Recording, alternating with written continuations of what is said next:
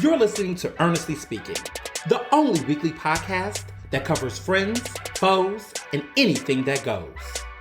And now, for your badass host, Ernest Owens.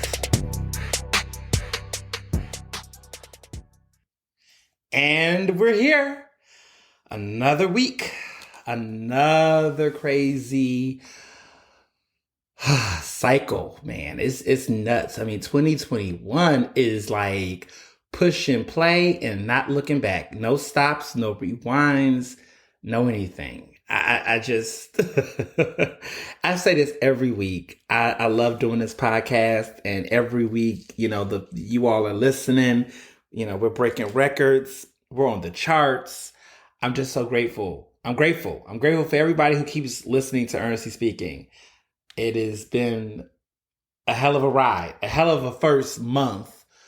Okay, this is probably, well, I'm very consistent, but this year is this week was my fifth anniversary of being a part of the Philadelphia Magazine family. I started off as an LGBTQ editor, then became a columnist, became writer at large, and now I'm editor at large, being their first Black editor at large in their nearly 113 year history. So that's pretty dope. And now I'm being consistent, February is going to be 7 years of my incredible relationship with my incredible fiance, Barry Johnson.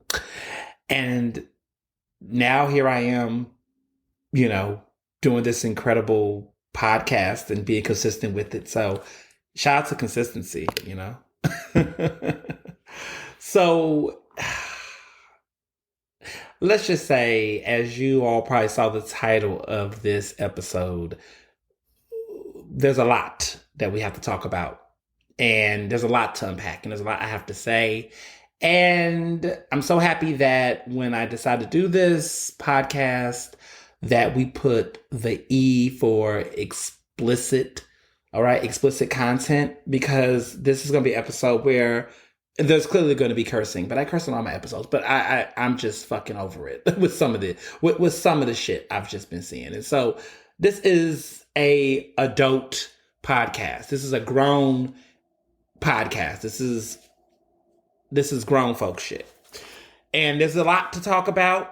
And it's a lot of stuff that's local to Philadelphia, but stuff that has gotten national. Philadelphia has been in the news, y'all. Like, we're in the news. Like, we listen, Philadelphia, which is now my city. This is my city now.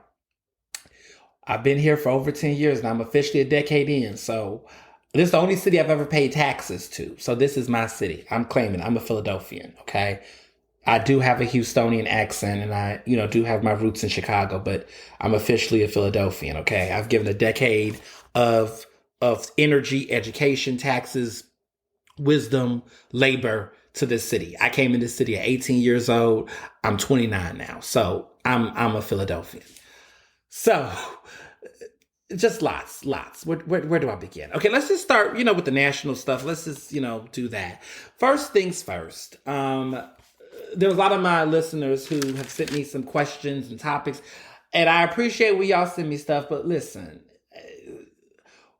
I try to make this show as current as possible, and also things that I care about. Some stuff I just don't care about. And it's not that they're not important and they don't matter. It's just like, I don't care what antic T.I. is doing. Like, I hear T.I.'s in the news for putting a gun to a woman, and that's fucked up, and T.I.'s fucked up, but T.I.'s been fucked up. I'm not going to unpack that. Okay? It's just not my thing. But I want to say this. I do want to make a correction. So it's Abby Phillip. That's my bae, my media bae. I called her Abby Phillips, and people was apparently irked that I said Phillips, but apparently her last name is singular. It's Phillip. So Abby Phillip, who just did an incredible job on her debut on Sunday as CNN. She's now, moving to the big league. She's not just like the guest or the analyst or the correspondent. She's now like leading a show now. She's hosting the show on Sunday on CNN, and she did a kick-ass job, and she's my broadcast bae, and I love her so much. So shout out to Abby Phillip. So there, that part. So starting with the basics. Biden has been in office for a week, and people just, listen. I'm all about accountability, and you know that I'm all about holding elected officials accountable. That is what I do. I'm for that. Accountability all the way, all day slay.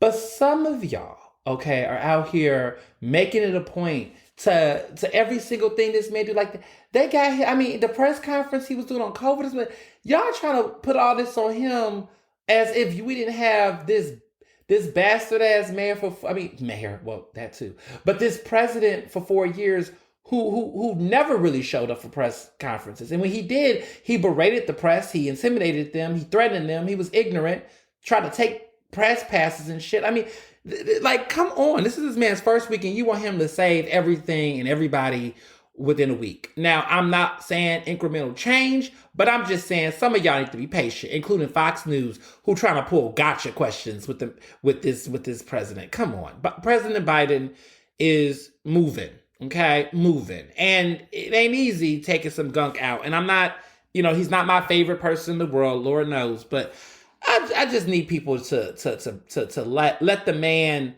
at least get a man 90 days. I always say when a person starts a job, the first 90 days, the first 100 days, add 10 on if you care. The first 100 days, let's see what happens. At the same time, look for any major glaring errors, but he's not going to give 100 million vaccinations in the first week. Okay, he's just not going to do that. And I'm not saying that was, just people just are asking for the most craziest things as if they don't realize that this was probably one of the worst transitions we've had in recent history, where this president literally, his predecessor kept him in the dark literally until the week before, barely that. It was never a peaceful transition, and it's still not a peaceful transition. So, y'all got to be better on that. So one of the things that Biden's been doing that I will say has been interesting, and even in the New York Times reported on it, is that basically he's been cleaning up shop on all levels, right? So his cabinet appointments are coming through. Janet Yellen's in there, first woman treasurer secretary. There's a lot of major moves happening right now. But that being said, he's taken it another step further by going deeper and going into lower level positions and cleaning those people out. So he's getting rid of all of the Trump, people at all levels. Sometimes folks kind of stay around or linger around in some of the little smaller offices and departments, but not this, not here. He is cleaning up shop. I think they showed him on a Zoom call. There's a photo of him on a Zoom call with 1,000 of his top level, employees and staffers or whatever. And I'm just like, 1,000, a Zoom call. I mean, it was almost like he was in a little box, a semicircle of just nothing but screens and all these faces looking at him. And Biden was not looking at them. He was probably looking dazed and confused. I'm not saying that he is senile. I'm saying that, at his age, because he is the oldest president to be elected. So, I'm not saying I'm cracking old jokes. Biden old. So, he probably was looking at that screen just, wow. I remember when he was in Wilmington and they had all the confetti and it was like almost they heard that crazy shot sound, and he was just looking like a kid at Christmas, looking like, is it past my bedtime? Like, listen, he's doing the thing. He's doing it. These racial equity executive orders, whatever. They're not bad, but they're not anything that you got that no shit Sherlock energy, where you're like, yes, housing. Asian Americans deserve housing and free from discrimination. Yes, we should, get rid of private prisons. I mean, that was the best thing he probably advocated for, was the private prisons, getting rid of that. Okay. That was plausible. The whole conversation around reinvesting resources back into marginalized communities and whatnot. Yes.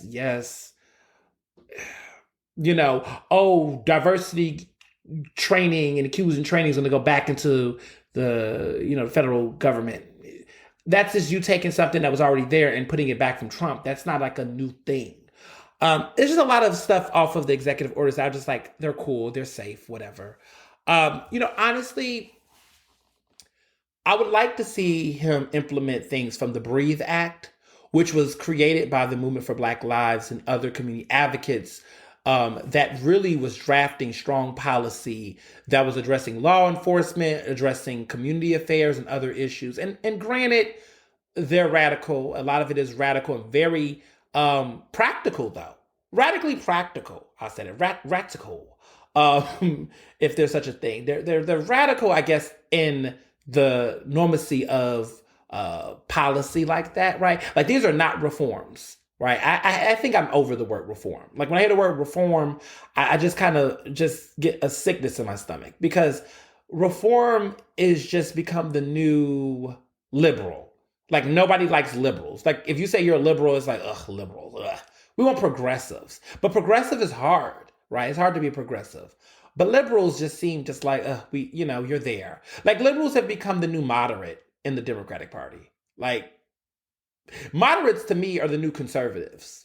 Like if you say you're a moderate Democrat, you're actually a Republican that was before Trump, which is not flattering. So like when they say that Biden's a moderate, like does that mean he's a Republican that would have been in the Bush era? Like what does that mean? I'm just like a pre-Trump Republican. Like what does that mean? That's not really flattering. And then liberals just, are just like missionary sex Democrats. Like, like they're not having any fun. There's no spanking. There's no, probably like no lube. Anyway, adult, it is an explicit podcast.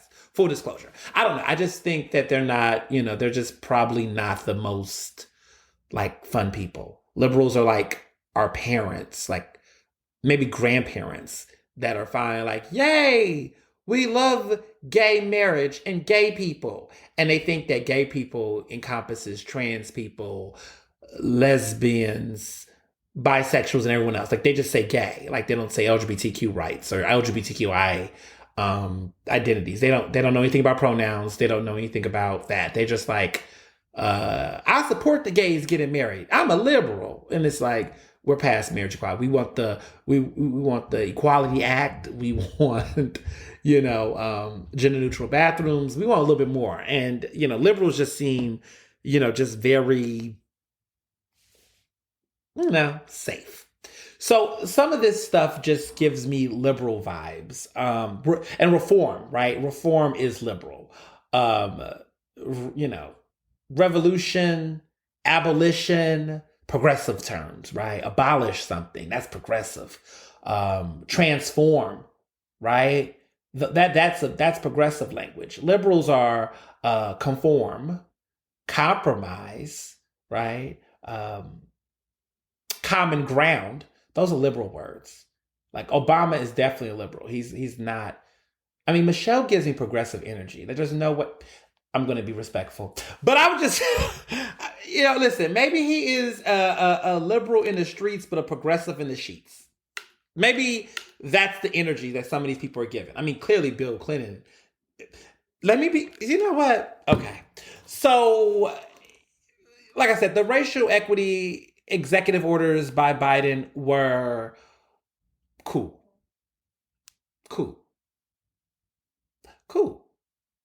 What's not cool is the Republicans right now. I mean, woo, they are showing their ass, but they've been showing their ass. What did we expect? Okay, calling the prediction now before we all call it. I had my hopes up high last week. The inauguration was happening. There was that Republican, melting, right? They were melting, right? Democrats have to control the Senate and the House and they're on the White House now, right? So I'm thinking, okay, this impeachment about to happen because we just talked about the insurrection, all the craziness, and then there was the vote. Does not look like Trump is going to get convicted. Yes, he's impeached. He's not going to get convicted.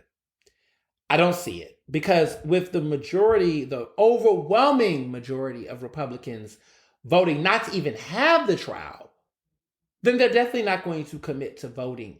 Now, I could be wrong. Listen, I called it. I said the Democrats was going to get the Senate this is before I had the podcast, when I saw those runoffs. I said this is going to be a miracle. Like there has to be that miracle. And I was like, this is going to happen, because if they got Georgia to the runoffs, I knew that the energy between now, Trump's defeat was going to be the fire that was going to ignite Georgia and ignite progressives and those liberals to show up to the polls and get it done. If we would have lost, I mean, who knows? I mean, if Trump would have got reelected, I don't know, maybe the energy was there. But I mean, I think if we look carefully, ever since Trump was elected, I mean, Democrats have been slowly but surely eating and getting things, like getting stuff. I mean, they got the House. They've been pushing to get things. So they got the House at the midterms, and so the Senate was next. So they were slowly but surely pushing through the rage of our country. I mean, our country was responding. So this trajectory was showing that Trump's head was on the skewer. Now, mind you, both of these candidates got more votes than Trump got more votes than he did the last time. So that just shows you how fucked up the country is. So, you know, there's you got to take that with a little bit of a grain of salt, but there was a trajectory that Senate races and congressional races were. However, when we got to the presidential election, Democrats lost congressional seats, which then makes you think, but see, them goddamn liberals, aka, no, take that back, those moderates, okay, those moderate Democrats, aka baby Republicans, aka pre-Trump Republicans that are in the Democratic Party, them motherfuckers was like, oh, well, you know, they were super, super protective, like very guarded about that. They were blaming, I mean, there was rhetoric around blaming, you know, progressives in the Democratic Party for supporting, you know, Black Lives Matter, you know, conversations and talks about police abolition, which was not even true. Like there wasn't a sweeping number of elected officials that were Democrats or progressives that was running around saying abolish the police. That wasn't really what was being said. And so I just think the interpretation's off. Honestly, what I think is that a lot of these people played up this. My theory, and I could be wrong, but probably right. I think that these moderates were trying to be super moderate, that Republicans who were on the fence were like, I mean, y'all pretty much the same. I mean, look at that McGrath woman over there going against Mitch McConnell. She was so fucking safe. And just played it so safe. And so there was that energy from her where I was just like, I mean, that was a Senate seat, right? But there was congressional seats, but I feel like this was the tone that those moderates who would in those districts, because the progressives kept their seats. I don't know any strong progressive that lost their seat. I mean, AOC was looking like, child, I was trying to give the girls my resources to help them with their races. I was trying to spread the love to help everybody in vulnerable seats. I was trying to give people all kinds of things, okay? She was safe, and she brought people up. I mean, Elliot Spencer got a Spectre or whoever, you know, that dude lost, or whoever that guy was in New York lost. We got black folks that were progressives. We got 2 openly black gay elected men in New York are now in Congress. Like, historic wins. These are progressive. Montessor is a huge progressive. Richie Torres is cool too. You know, these guys were about that life. And I'm just thinking to myself, these moderates, though, they played it safe. So I feel like if you was a moderate running, you know, one, you was igniting the base that could have came out in numbers to vote for you. And Republicans was like, well, I'll just stick to what I know. Or go with someone who's similar to you that's along my party line. So there wasn't anything exciting. You know, you either got to go hard or go home. I mean, the only person who benefited from being a moderate, I guess, was Biden. But that wasn't the energy across the country. You know, not when you have wonderful people like Corey, you know, Congresswoman Corey, who's out there in Missouri. Like, look at that. You know, that's a big deal. So people just be out here making some dumb decisions. I just don't think it's fair to blame them. But anywho, Republicans are not going to help the Democrats convict. And now there's this conversation around filibusters. And now Mitch McConnell want to talk about preserving, the sanctity of the filibuster, which the filibuster is the ability for motherfuckers to talk long as fuck in the minority pool and, basically drag something out to the fullest extent. Well, Senate is trying to get rid of that. Dems trying to get rid of that shit because pretty much we know that the Republicans are trying to obstruct with it. McConnell is trying to act like he don't know nothing about these powers to shut these things down. But McConnell, Merrick Garland, okay, the man who is now going to be our AG, who's now going to be our Attorney General, but pretty much was the guy you stopped from getting the Supreme Court. You didn't even allow that man to get a hearing. Okay, he didn't even get a hearing because you were on that, I will not be giving lifetime, I will not allow this president to give lifetime, sentences before they leave office. And we saw what they did with Amy Barrett. Coney Barrett, just the hypocrisy. And so he's got what he saw. And, what the Democrats are trying to do to stop some of these policies and practices that are just, at this point, just excessive, time-consuming, money-consuming, let them have it. But I don't think Trump is going to get convicted, y'all. I don't see it. The Republicans, even their inability to even acknowledge that they have seditious, shameful, disgraceful, motherfuckers that are still there. Ted Cruz is still there, y'all. Ted Cruz has not left the building. Senator Ted Cruz is still there. These other kooks that are not worthy of me giving a shout out. I only say Ted Cruz because he's from Texas. But the other ones, I'm not even going to give him a name. I'm not even going to give him a name. You're not even going to get a name on Ernestly Speaking. Mitch McConnell has been around for 4,000 years. He's a dinosaur. So at this point, there's no way that I can take his name off of the history scribe. So I have to acknowledge dinosaurs. But some of these other folks that's coming into the woodwork trying to make a name for themselves as these, traitors to the country, come on now.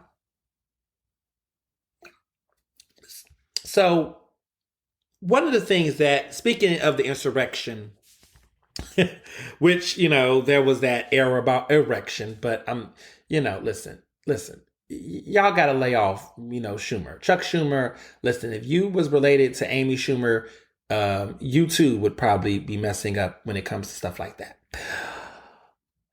Moving along. So this insurrection situation, there are, on a federal level, security or, national security is basically advising people that are putting out a terrorism advisory, domestic terrorism advisory, given that 5 people have died from the insurrection. As we know that there has also been a wave of suicides connected to the insurrection. At least 2 officers, Capitol Police officers, have committed suicide. A black man and a white man, white officer, have committed suicide following the traumatic events that took place earlier in January. It's a lot. It's a lot. That's a lot. You know what I'm saying? I mean, woo. People are out here. I mean, we're still seeing the consequences of the insurrection continue to take place even now. So it's a lot, and it's causing a lot of friction within the force, the Capitol Police force. We all know that the one officer that people are considering a hero, the black officer, he's been given some level of promotion and whatnot. But it's a lot. It's a lot going on, but continuing on, okay, with the insurrection. The Proud Boys. I know y'all heard about this story. This story is one of those what the fuck moments. I mean, yes, GameStop, okay, AMC, stop. Listen, don't buy that stock. Stay away from it. If you didn't invest in it, it's too late. It's too late for you. I don't even play with that kind of stock, but it's over. If you wasn't in on it, don't do it. And that's not me giving financial official financial advisor. I'm just telling you what I wouldn't do. I would not buy the GameStop stock and that other stuff. Just don't fall for this stuff. I mean, Reddit is the devil, and I mean, I know that some people out here turn into billionaires overnight, but like, y'all, it's over. Like, it's been exploited, and it's a lot of stuff going on right now. It's just terrible. But the biggest shock of like this week for me is the Proud Boys. So the Proud Boys leader was a quote unquote prolific informer for law enforcement. Yes, you heard that right. There was a Miami hearing recently where a federal prosecutor from the FBI, the Federal Bureau of Investigation, okay, said that, oh my goodness, that Terrio, which is that his name is, that's the last name of this man, was pretty much he's the Proud Boys leader, who basically went undercover to help police after a 2013 arrest. So his name is Henry Enrique Terrio, but he goes by Enrique, but his real name is Henry Terrio. And this guy, oh my goodness. I mean, this was the man who, we talking about stand back, stand by. This motherfucker was standing back, standing by with a wire on, it sounds like. But this story, it has been all over the news. I mean, it's all over the internet. Everybody is looking like stand back, stand by. Homeboy, listen, what was you doing? So what the lawyer, so his own lawyer described his undercover work and said that he had helped authorities prosecute more than a dozen people in various cases involving drugs, gambling, and human smuggling. Now, he told Reuters, he told them in an interview that he denied working undercover, said he wasn't cooperating with others. He says, I don't know any of this, he said. When they asked about the transcript, he said, I don't recall any of this. Which, I'm confused because even your lawyer, bruh, is saying this is what it is. You a snitch. And again, law enforcement officials, in the court transcript contradicts that. Like, they got the receipts. They did a whole deposition. They got all the receipts, okay? The former federal prosecutor in his case even confirmed and said, quote, he cooperated with local and federal law enforcement to aid in the prosecution of those running other separate criminal enterprises, ranging from running marijuana grow houses in Miami to operating pharmaceutical fraud schemes. Now, he's 36. Okay. And everybody, so this man, was the one. Now, everybody was like wondering, like, who's this Latinx dude? That's how he was being read, ethnically. And I guess culturally, they was looking at his tan, everything was like, because he was going by Enrique, right? They were like, who is this guy who's been leading this? Because he's a high profile figure. He organized and he led the Proud Boys, especially in confrontations that, they believe was with, Antifa, which is anti-fascism, and was in very contentious, violent gang-ups with these folks. And, pretty much we all know at this point that the Proud Boys were involved in the insurrection. Like, it's a fact now. There was a lot of people wondering, was it Proud Boys or people claiming? No. The Proud Boys was involved in this insurrection. I mean, it was like Infinity War for white supremacists. You had neo-Nazis. You had fucking Confederates. You had Proud Boys. You had everybody. It was the Infinity War for white supremacists across the country. Nationalists. Everybody said, we're going to storm the Capitol. Okay. And he might have been there, posing as a Thamos or whatever. Who knows? But the crazy part is that he got arrested 2 days before, when he arrived to the city, 2 days before that riot. So he was charged with, this man was charged with 2 high, capacity rifle magazines. He was burning a Black Lives Matter banner in December. This is a thug. And he still got a court case pending. So this man had a lot. Now, he was not, now let me be clear, Enrique or Henry, let's call him Henry because that's his real name. Henry did not partake in the insurrection because he was in trouble already. But the FBI previously said that his early arrest was an effort to set this off. So January 6th, as you know, was when the insurrection happened. He was already apprehended and being dealt with prior to that. but they're saying that he was one of the people that kind of set this off.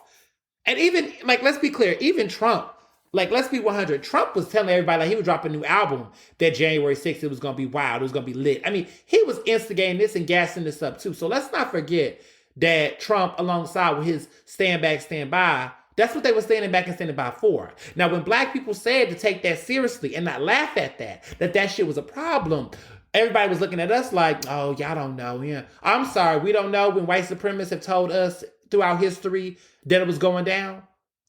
Like, we gonna act like these leaders, these big fucking pigs did not set off the alarm and we was not knowing what was going on?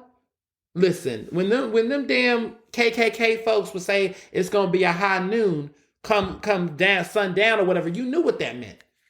And that was the stories I heard from my grandparents and from my great grandparents and those who lived in a time, which was not too long ago, where there was bounties on black people's bodies. And so when you hear a man who's already had a history of saying things and suggesting that there were fine people on both sides of fucking white supremacy, it's hard for you to not take those words seriously. And this is what happens when you don't take shit seriously, when you don't listen to black people. So, long story short, this man is a snitch. This man is a rat. And it's just so funny because the Proud Boys, and these white supremacists always talk trash about the Black Panther. And you know that February, I cannot wait. I can't wait for y'all to see. I've gotten a peek of this new movie that's coming out on Netflix that's about the Black Panthers, especially about Fred Hammond and that informant who infiltrated the Black Panthers movement and led to his assassination, Fred Hammond's assassination. And it's got, some heavy hitters. I mean, everyone's saying that there's some Oscar buzz, right? There's going to be some Oscar nominations. Lakeith Stanfield, people say it's one of his best roles he's played. I mean, he was in Atlanta. He's doing some interesting work, and he's definitely, bringing up a Daniel Kaluuya as Fred Hampton. Woo.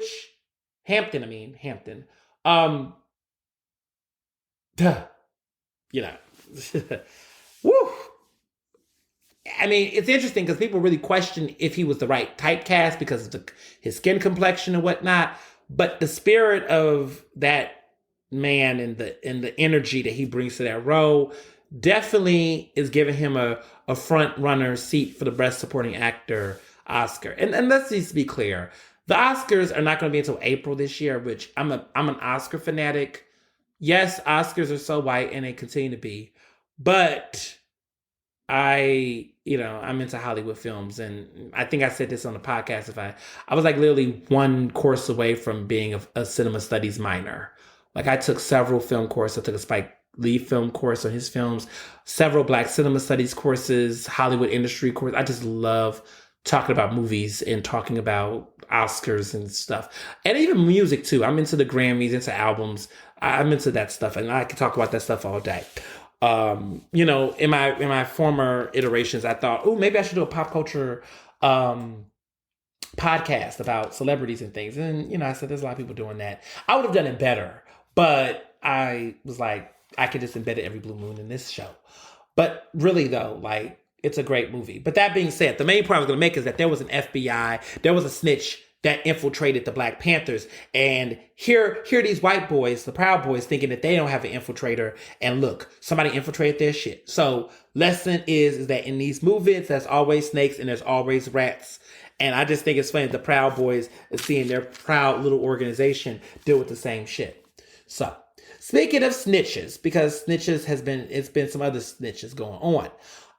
Those motherfuckers who tried to plot to kidnap Gretchen Whitmer, who is the governor of Michigan, well, they just got held accountable. They have been dealt with by the law. And actually, one of them snitched basically on the other person that was involved in this plot. And so that person is being dealt with too. So in other words, the white boys are snitching on each other. White supremacists are getting caught. We're finding out that there's rats. We knew there was rats. There's always rats. But rats. But they're there. They're there. They're not loyal to each other either. See, white folks, listen, even racists, rat on each other. We love to see it. So, there you go. There you have it. So, I don't know where to start with this. I don't know where to begin with this because, woo, there's been a lot going on with COVID. Now, you all know it's been nearly 2 weeks that I've had my COVID-19 vaccination from Moderna, which was, again, reiterate, co-created by a Black woman, Dr. Kinsey, shout out to her, administered by the Black Doctors COVID-19 Consortium, which is being led by Dr. Ayla Stanford in Philadelphia, who administered this incredible vaccine. I'm seeing more of my fellow Black Philadelphians, good friends of mine, shout out to Anthony Phillips, who are getting vaccinated. And when I see those vaccination cards and I'm seeing people go through and get them and they're showing it on social media, especially Black folks that are getting vaccinated, and my other folks in different communities that my folks in the queer community, shout out to my girl Raquel, others that are getting vaccinated, it's making me feel good because they're lying out there. They conspiracy theorists, they kooks that are saying that Black people and folks that look like us, Black and brown folks, are not getting this, don't want this, don't need this. We do. We're fighting to get vaccinated out here. The demand is huge, and we're trying to close that racial disparity. We're trying to close that gap. There's early studies that's already showing that there is a huge gap between the number of white people that's getting vaccinated compared to Black people, even though we know that Black folks and Latinx folks are suffering from hospitalizations and deaths. And, hospitalizations across the board are going down, I'm hearing, which is very promising. It's been I think there was a report the 10th day, maybe 2 days ago, the 10th consecutive day of hospitalizations going down, which is promising. But we never know. We got to keep that energy going. But to see folks starting to take this seriously, because again, every day I am seeing and hearing stories of Black journalists dying. A Black sports anchor recently passed away from COVID-19 related complications. And we're losing people from this. And it's no joke. If you have access to getting vaccinated, get vaccinated. Get vaccinated, y'all. Get it. I know that there's long lines, there's reshuffling. In Philadelphia, there's a crisis that I'm going to talk about. And we're going to go in because we got to. But before I get into that, so last week I went on WRD, did a radio interview with my girl Sarita Martin. She has a really great show called Safe Space, Safe Place. And she talks about really important topics and issues. So she had me on there. I'm a regular contributor every Thursday night with her, and I go on air and have my segment and I talk about issues. So I do some radio too, but I was on there talking about she was talking about getting a shot and how it was life saving, and how I felt about it. And callers were just talking about Minister Louis Farrakhan, or the Honorable. That's what they call him, Honorable. I consider him dishonorable. So I'm going to say the dishonorable Minister Louis Farrakhan, who has a history of homophobia, have a history of anti-Semitism, has a history of all types of isms. And this man, okay, so they were on there just saying, Farrakhan warns me not to get the vaccination. And so I'm just like, okay, so I guess there's people that's still brainwashed by this man. He's, the leader of the Nation of Islam. And there are people that still follow his messages. And a broken clock is right twice a day, right? Like, this man has messages that do talk about, Black beauty and being proud of who you are racially. And it's complicated to be a Black queer man, specifically here, this man, because in one sense, this is a man who's condemned and has said hateful things about my very existence. And at the same time, uplifts other aspects of my identity, right? But as a person, I'm not half and half. I'm not, Neapolitan ice cream. It's no chocolate sign of it. It's an entire package. And so when you tell me, when you speak about queer people and their problems and their sicknesses and treating us like we're pariahs, then you're treating us, then that includes me. And so that's anti-blackness, because when you create a world where you erase blackness, black people from the queer community when they exist in that community as well, for you to put me in a position where you try to splinter my identity is wrong. The same way that people who are black Muslims, they're both. They don't get to be separated. You can't question, or it's like people who are not black that are Muslim, right? People who are Arabic and have different faiths, trying to separate people's racial identities from their faith. You can't do that. Black Muslims exist and coexist in both of their identities. And not all black Muslims are a part of the Nation of Islam. So let's be very clear. They are not all followers of people like Louis Farrakhan. Let's be completely clear on that. And so those who do follow him, and follow him to the T, his messages does not do to help, right? I'm not saying he has to be MLK. I'm not saying he has to be Malcolm X. I'm not saying it has to be any of those things, but his messages are harmful. And this situation I'm talking about, his new crusade, not even new, but his new campaign to discourage black people from getting the COVID-19 vaccination, is nothing short than a complete selfish disregard for all of the black community, because you're basically ignoring the actual research, the actual data. We know that black people are dying disproportionately, and we know that white people are getting the vaccination at an exponential rate that's higher than black people. So how are you saying that the vaccination is a death plan for black people? That doesn't make any sense. It's illogical as fuck. How can it be a death plan, quote unquote? Because he's referring to it as a death plan. He's calling it toxic waste. He's calling everything else. How is this conspiracy? Right? Population control. This man says everything. This shit is crazy. He's suggesting that the COVID-19 vaccination is meant for population control, meant to kill black people, essentially, and meant to reduce the population in the United States and across the world.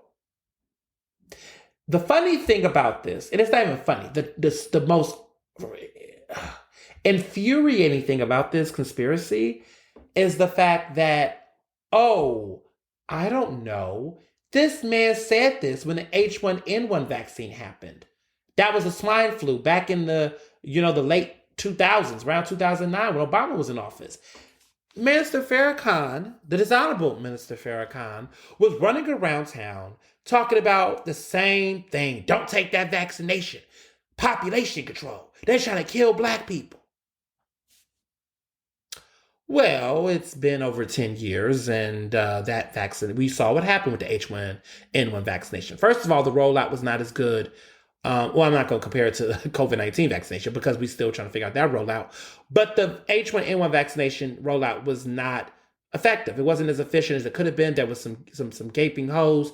Now, mind you, the swine flu didn't kill Americans nowhere near where we are today. I mean, 400,000 Americans have died from COVID-19 in America. 400,000 have died. There has been, oh my goodness, 100 million cases. 100 million cases that we know worldwide of COVID-19. And that's not deaths, that's cases of people that have tested positive. I think they said 100 million, I think it was.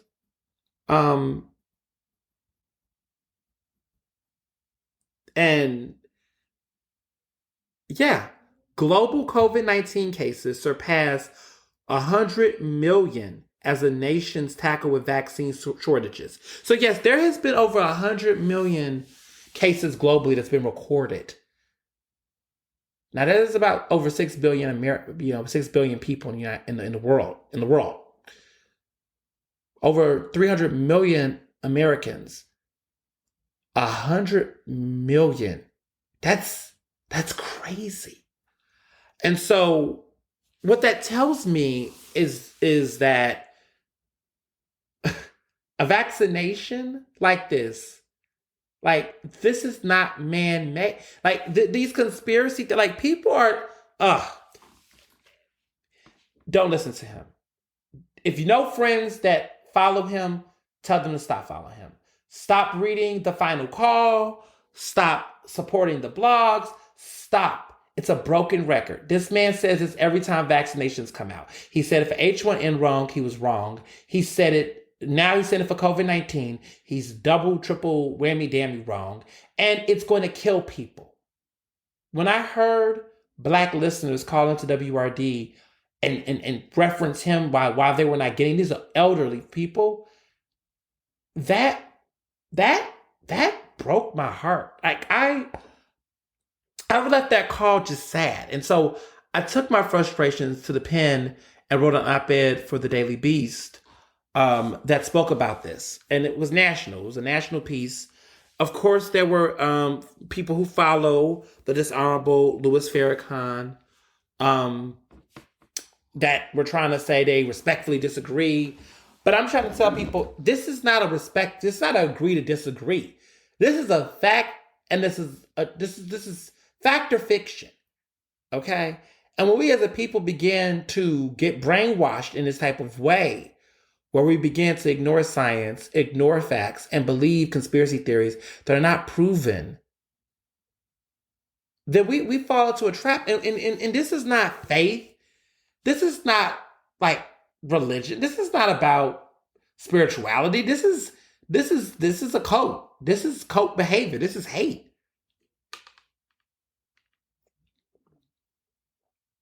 I can't with that. And it's shit like that only furthers, put people in positions where they don't feel comfortable getting this vaccination when it really is effective. The data does show that people can live healthier lives, are going to live healthier lives. Shit, I got the vaccination. I feel a level of relief just not having to deal with everything. So, well, a good thing before I put a buffer into this other fucked up story. I got a good Christmas gift from USPS, the United States Postal Service. Finally delivered a gift to me that was supposed to be given to me by Christmas. Okay, after nearly a month and a half, my one of my teachers from high school gave me personalized and embroidered cufflinks. And I don't remember last time I ever owned a pair of cufflinks. Yeah, I'm a fancy guy, but I haven't had cufflinks in a minute. I haven't worn any, but she got them, like decked out and personalized, and they're beautiful, y'all. And she was panicky because, she lives out in Michigan, and, I hadn't received the package. So for the longest, it was just like, she was trying to surprise me. And then she was like, weeks passed, and she was checking the tracking and realizing they come. And so she messaged me yesterday on Facebook, and she was like, oh my goodness, like, your package has arrived. I'm like, what? So I went to the mailbox. Y'all, I was like, this small thing, what's in this small little thing? I was like, wow, what is this? And I opened it, and it was there, the cufflink. So, listen, I know a lot of us was trashing the post office. I got a Christmas card, earlier this week. Listen, the mail is coming. It's coming, y'all. It's coming. It's going to get there. It's going to get there. I said something to someone. I've already replaced the gift already, in a way for them. So if they don't get it, then they're going to be good. But if they do get it, they done double lucked. Okay. And they better count that as a birthday gift, Christmas gift, future anniversary gift, or whatever they got going on. Because I want them to get it in a timely fashion. And so I resent it through a different way. But I mean, I'm looking like, let me go ahead and track that package. Maybe they might get it after a month and a half. Because I sent it out December 15th. So, it's about been a month and a half now. So maybe they might get it finally. Who knows? Anything can happen in 2021. So speaking of anything can fucking happen in 2021, Philadelphia, Pennsylvania, the city of brotherly love and sisterly affection. I'll pray for my city, y'all. Thoughts and prayers. It has taken a lot out of me A lot's been going on in this city. I mean, first of all, in ranking order, if you don't know who Yuki Washington is, hashtag we stand with Yuki. Yuki Washington is a veteran Black journalist who is the lead anchor for CBS 3. He is Philadelphia all the way through. He is a legend. He is killing it on air. He's a great guy. What's not so great is that it looks like his former executive, who the CBS president of CBS stations, this idiot named Peter Dunn, okay, was referring to him in conversations out in court headquarters as a jive man, talking about he ain't dancing and insulting his professionalism and his presentation. Other leaders disrespecting my homegirl Rahel Solomon, who's killing it at CNBC when she used to be on air at CBS 3, saying he hates her face. And this is an Eritrean Ethiopian woman. This sister is beautiful. And a lot of other racist microaggressions. But Philadelphia got hit the hardest, it seems like, because the Los Angeles Times did a bombshell story that came out on Sunday, basically talking about this culture of racism, sexism, discrimination across these news stations. But Philadelphia was one of the stations under Dunn's leadership where at the top level where he had the most things to say from downtown. Now, CBS 3 management has definitely changed since then. They now have a Black station manager, a general manager, a Black managing editor, and they have made some changes since in leadership. But this guy is the executive level, and right now CBS, the corporate CBS Viacom, has suspended Dunn and David Friend, who was the other man in charge with him that was also saying some problematic shit. These allegations are strong. Folks are speaking out, telling their stories, and it's a mess. But Yuki didn't deserve it. Yuki keeping his head strong, he keeping his head held high, and doing his thing. And, as a journalist, even though I'm not broadcast, anytime Black journalists have to go out on the job, it's enough that we deal with the hate, the disrespect that comes from, trolls online, the internet, and everywhere else. But to get that kind of disrespect from people that you're working hard, putting money in their pockets, keeping their business afloat, that shit ain't cool. So this little temporary suspension needs to be an expulsion. They need to fire these people. They need to terminate their contracts. But of course, broadcast folks are very much bureaucratic. There's a process, the arbitrariness of it all. So they'll be at their investigation. But long story short, these people are going to walk away. Hopefully they don't walk away with any packages, but, financial packages or, exit packages. Hopefully they just get booted. But, some of these folks, that's how they leave. Y'all better ask Les. Ooh. So in other Philly fuckery, because this is now the part where we talk about my beloved city who cannot keep themselves out the news. Washington Post did a story that was first written extensively by Philadelphia Magazine. Shout out to Philadelphia Magazine, proud editor at large that, we did this great story. David Murrell, who is an incredible reporter for the publication, did this great story in Philly Mag, and I encourage you to read it. It's called Who Exactly is Philly Fighting COVID? Now, Philly Fighting COVID, okay, it was led by a 22-year-old CEO who has no fucking virtual healthcare experience and got picked by the city to run the first mass vaccination clinic.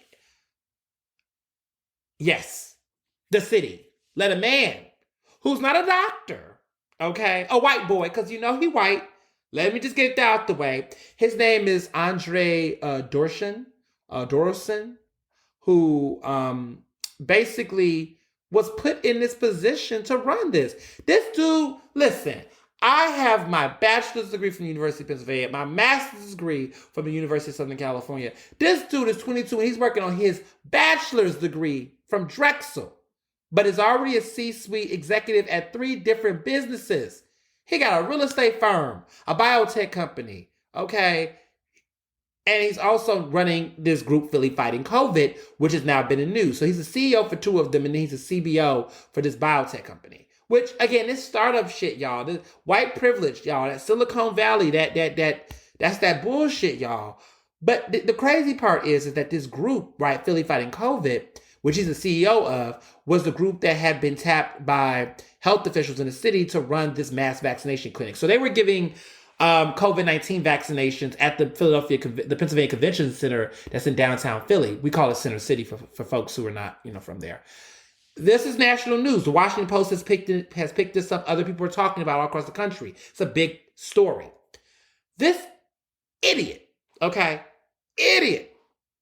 Because I gotta keep it 100. This idiot, this fucking idiot, okay, is in trouble because basically, after 2.5 weeks since that clinic went live, since they went public with the vaccination clinic, this mass vaccination clinic that I know folks I know went there to get vaccination. Now, this was open to everyone. And I'll get to, yes, we're going to talk about the Black Doctors COVID-19 Consortium, which is where I got my vaccination. And I know some of you listening probably looking like, well, wait, didn't you just talk about this incredible Black doctor named Dr. Ayla Stanford and why she didn't get it? We're going to get into that. But short answer, racism. So 2.5 weeks after the first clinic went live, the city cut ties with them because pretty much they changed their data privacy policy. They began to, change what was supposed to be. They shifted to a for-profit status, and they did not, and basically did not maintain testing sites. So there were two things going on here. One is that they were shifting to a for-profit situation, which is not the plan or the interest of the city. The city is doing this for public services, not for people to get out here and be cutting up and choosing to say, you know what, let's make some money off of this. Not under the city's watch, but we'll get into all the tea, child, because it's a lot. It's a lot. So I'm trying to lay this out. The city cut ties with them because of that, because there was some concerns over privacy information, because pretty much when you get a vaccination, you provide information, your phone number, your address, all this information. When you go into for-profit, the suggestion could be you could be selling this information. The implication is, now this man denies that, but do you think I believe a 22-year-old white kid who clearly thirsting for money and for wealth? No, I don't fucking believe him. I personally think that him going for profit was him exploiting a system, right? Because a lot of people during this pandemic that's tried to become billionaires and millionaires off of this shit. And this guy is super hungry and ambitious. And it appears to me, and this is my interpretation of it and my opinion of it, full disclaimer, that he was exploiting this system, exploiting the racism in this city and all the disparities to get this data that he could potentially use to make a buck and some change off of it. And the people on his team was majority white. They were white. They were all white, mostly men. These are white people on his team. None of these people up top had any, like an actual doctor. They weren't like a doctor or something in the field. They were not any of these, experts that were in the health field. Many of them didn't even have advanced degrees. He ain't even got his bachelor's yet. I mean, the privilege, the fucking privilege. And yet the city thought that this was okay. Like, the city really thought this was cute. The fuck? Like, this is what are y'all? So the justification for why they gave him the approval is that apparently he was the only one who filed a comprehensive plan. It gave filed a form with a comprehensive plan that spelled out what they were going to do and execute. And so he brags about this streamlined process. He was on national news talking to them during the time during the 2 weeks where this clinic was not taken away from the city. He had all of this going on. And so I guess they thought that he had this comprehensive plan. Now, many people said the question, why did the Black Doctors COVID-19 Consortium get the opportunity to get this? Like, why did the city pick them?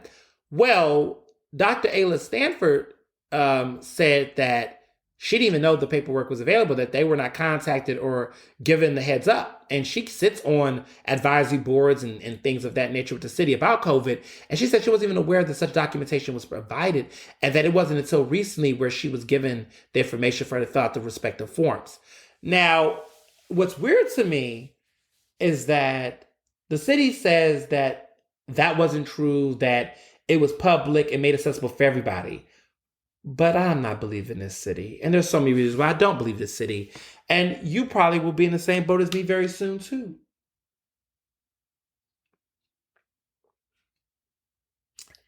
The city has this thing, and this is some cultural context, because I want to unpack this, because if I don't unpack it, I'm not doing my job.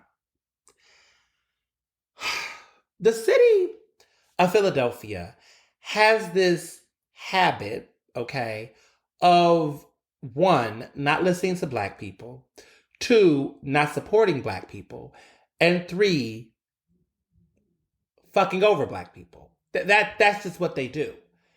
And, you know, I have been actively speaking about Black businesses because in a city that is 44% Black, okay, this is our population according to the census, 44%, we have the plurality of the city. We don't have the majority because we're not over 50%, but the plurality. There are more Black people in this city than white people, Latinx people, and every other group.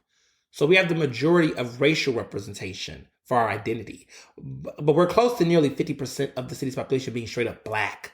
And once upon a time, we were heavily Black. But you know, gentrification, segregation, everything else. But that being said, okay, 44%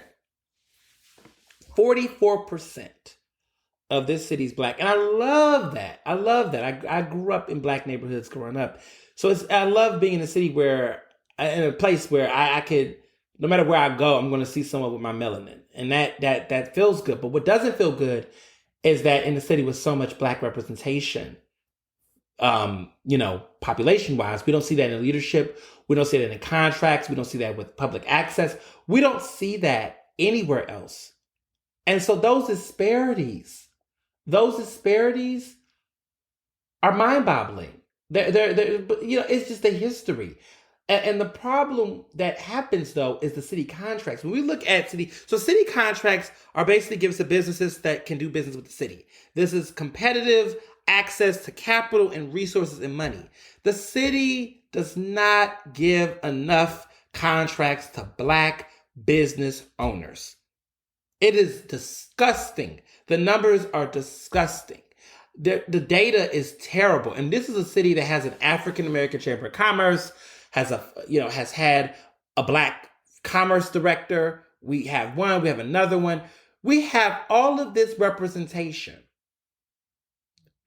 And yet, for whatever reason, we have found ourselves in a clusterfuck where there's always somebody white who is more qualified or fit the bill than our own. That somehow, the city finds some justification for giving it to the white boy, because most of the time it's the white guy, right? Than everybody else. And when it comes to, none of that is acceptable. But if it was coming to like catering and shit like that, okay, catering is subjective. But when you're looking at healthcare, grant money to address health inequities, why would you give a majority white-owned company or group or whatever the fuck they want to call it? Why would you give them the contract to do this mass vaccination when we all know in Philadelphia and across this country, there's a disproportionate group? And for them to say that the application was open, but someone like Dr. Ayla Stanford didn't even know about it, it's kind of baffling to me, because I'm sitting here thinking to myself, how did she not know about it? This is a city that just gave her a citywide award on MLK Day. This is a city that has given her all of these resources. Visibility resources, mind you. They don't give her as much as you do. The story of the Black Doctors COVID-19 Consortium is nothing short than a miracle that was backed by a community that was something that shows a disparity. That group started off with Black doctors. Okay, the people leading this are Black doctors and health physicians and educated folk that are leading the charge. They're leading the charge on this. I got my COVID-19 vaccination administered by people who are in the health arena. These are people that are interested in healthcare, study it, have worked on it. They're in the sector. They're in this work. There was a black doctor on site that advised me. Okay? Multiple. And this is black people doing this in a very, robust fashion with the least amount of support from the city when it comes to what they gave Philly Fights COVID. I mean, Philly Fights COVID wasn't even keeping their testing sites open. I mean, the double standards are not even glaring. They're just blatant as fuck. They're just so in your face. It's like hard for you to just even. I mean, if you're not angry hearing this, I don't know if you're even a human. Like, it's frustrating. It's the worst thing ever because you're sitting here and you're just like, this woman and this group started a GoFundMe campaign in the summer to raise funds to get the resources to independently do this because the city was sitting on their hands acting like they didn't see them. Dr. Ayla Stanford created a community method. I mean, there were ministries and black pastors and folks that coalesced and correlated resources and brought people together and coordinated all this to get this to happen. They did that. They got together and work together to get in these communities and test people for COVID-19 and do it in an efficient way for folks who didn't have insurance, didn't have money to do it, didn't have a car to drive to, did not have access. They were going in the hood. They were going to community locations. They were meeting the people where they were, provided direct healthcare resources. And then later the city finally said, oh, we need to get behind them because people were calling the fuck out. They were out there in the heat this summer, testing vulnerable populations, doing this as a labor of love. Because they were responding to an issue that the city would not step up and do. So for the fact that that Dr. Ayla Stanford did not get this contract presented to her, right? Like, why not say, hey, here's this application. We want you to apply for it, right? Lets me know that there must be some inside baseball here. Don't know what the inside baseball is, but I don't trust the city. That clearly there was some concerted effort to keep them in the dark because I don't see how she did it. She's on top of everything. She sees everything. This came from the sky and they did not see it. No one saw this coming. And this Philly Fights COVID group was out in the summer, and I've heard stories about them even then. There are sources that have told me that they were always acting very frat bro-y, that they were already hyped about money and acting like they were going to blow up, that there was a thirst, there was a what I call a Mark Zuckerberg thirst, right? Because that's what these white boys are doing, right? All of the white boys, inspiration is to be the fuck boys of the business. Mark Zuckerberg, Elon Musk. Like, they look up to these fuck boys. They look up to these fucking disgusting, inhumane, heartless, ugly ass, tacky ass, bad hairdo ass tech bros. They want to be those people. They want to be those people because the media celebrates them, right? Until they can start to condemn them. But the media puts them on front covers and act like they're big bosses and act like there's something revolutionary when they come from privilege. Mark Zuckerberg went to Harvard. Like, everybody should act like he's just some dropout. No, you dropped out of Harvard, okay? Elon Musk went to the University of Pennsylvania, my alma mater. Yes, I am ashamed. I don't know who's the biggest turd, Trump or him. They're like literally sharing it right now. They're the biggest asshole. I mean, they're both equally yoked in my opinion. Trump is a little bit higher, but Elon Musk is not that far. Billionaires. And this is what they want. They want to be that. So, I'm not surprised that Drexel, who's always playing second fiddle to somebody, including Penn, but wanted that somebody from Drexel feel like they got something to prove. This guy feels like he got something to prove because we all know, FYI, that he was trying to do some filmmaking stuff, act like he was running that, but Daddy owned the little film company that he was starting. This boy, right? This boy, because he's childish, right? The CEO of this company Right? Everybody want to be a CEO until it's time to be a real leader. Like, I'm a CEO, but I'm a leader. This guy, CEO of 2 companies, a CBO, already at 22, ain't even got nobody's bachelor's degree, walking around here talking about companies that he's ran or projects he's done, but that's come from daddy's money and daddy owns that you under trying to make a name for yourself. And it's embarrassing. It's fucking embarrassing. But it gets worse. It gets worse, y'all. Okay, like this is not good news like how Mr. PLO CEO got taken off of Twitter. That's good news. No, this is even further bad news. Okay? There has been new allegations, all right, that he took unused vaccine with him after one of his clinics and may have administered them all, the vaccines off site. Now, he denies doing this, but people have said he took unused vaccine with him after one of his clinics and may have administered them off site. And I'm just like, what? So you out here allegedly taking COVID vaccines and giving vaccinations out to people? Like a black market? Like Contagion? Have y'all seen Contagion? Where like remember when Lawrence Fishburne, who's in there, he's the doctor and he, gets the special vaccine for himself. Listen, I think it's on HBO Max. If you have not watched this, you should watch it. It's well, first of all, I don't want to say we're upswing of this shit, but we're on the vaccine side of it. But before the vaccine was there, I watched it and I was scared as fuck, man. I mean, Gwyneth Paltrow, woo, child, when she was, oh goodness, that was a lot. That was a lot. I don't know. Maybe y'all shouldn't watch Contagion yet, but woo. Anyway, Lawrence Fishburne's character, I mean, the movie's been out for over 10 years. Look, he got the vaccine and he administered to somebody that he wasn't supposed to administer to, but he was trying to be a good Samaritan and a good person. And it was a good part of the movie. There's a lot of bad things that happened in the movie, but this was a good part of the movie.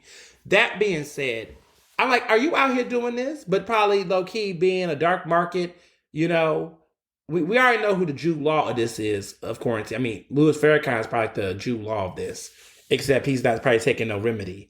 But who's the Jude Law of this vaccine? Maybe Elon Musk, who knows? But they're saying that he did this. And I'm just saying to myself, this is a ratchet ass story. This man was on the Today Show earlier this month. And now he's the shame of the city. Now he's the shame of the damn city.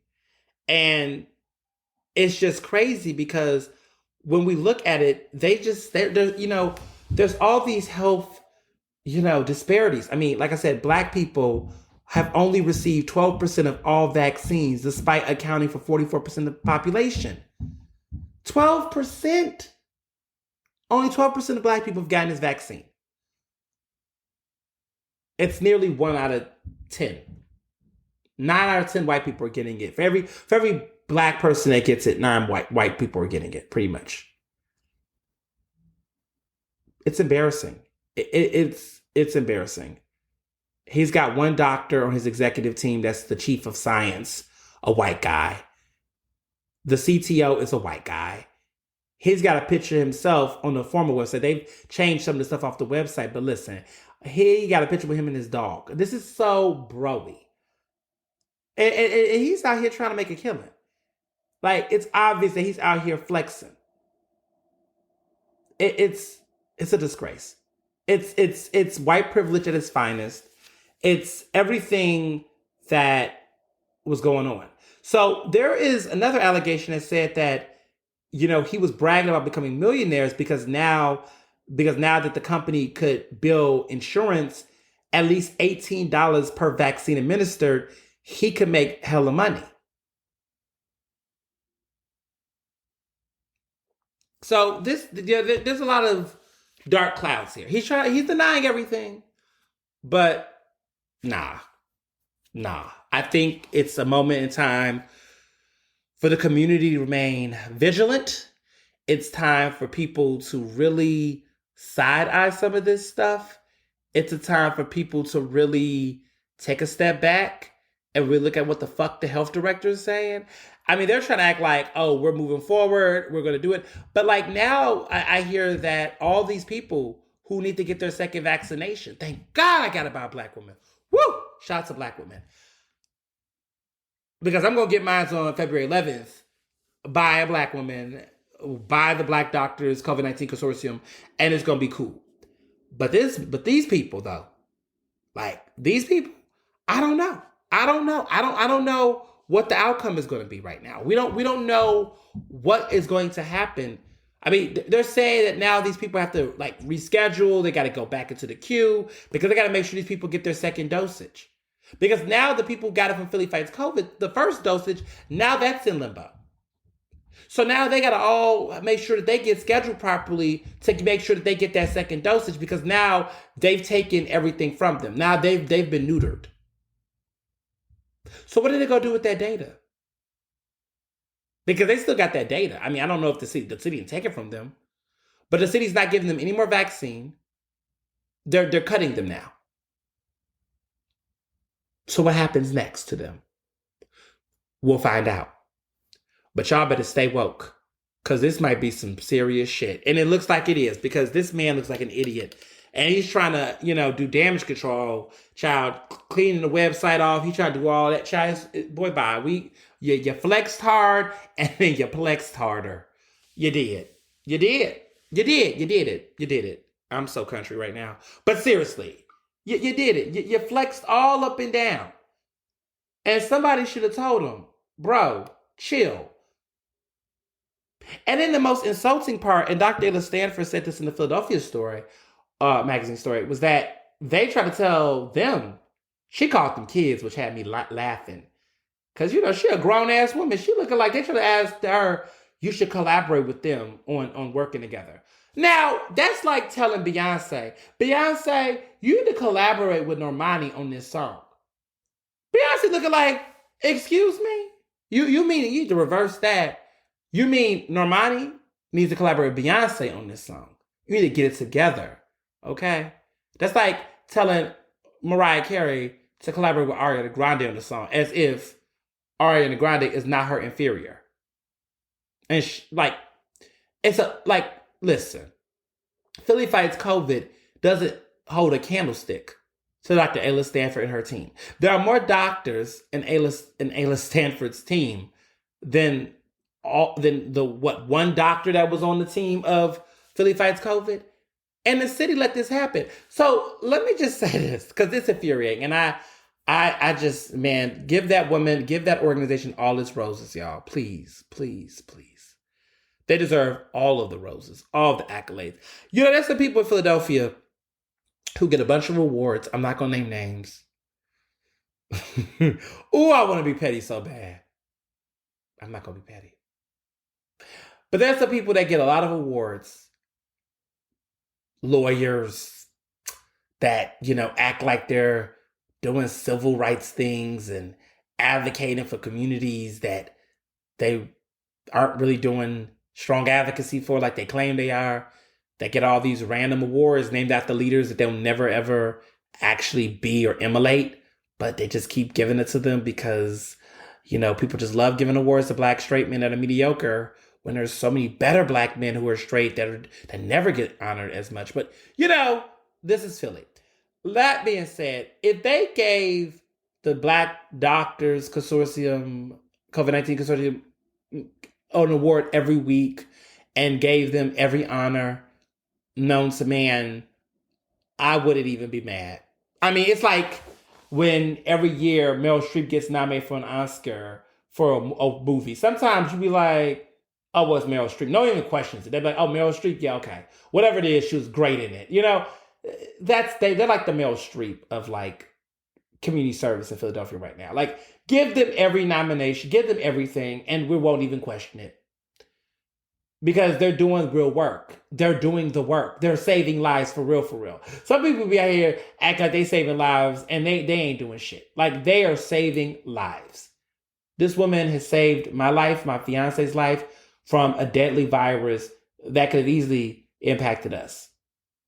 And I'm grateful that I was able to get it done the right way. And I'm just forever grateful to her and to that organization. And like I said, they deserve all of it.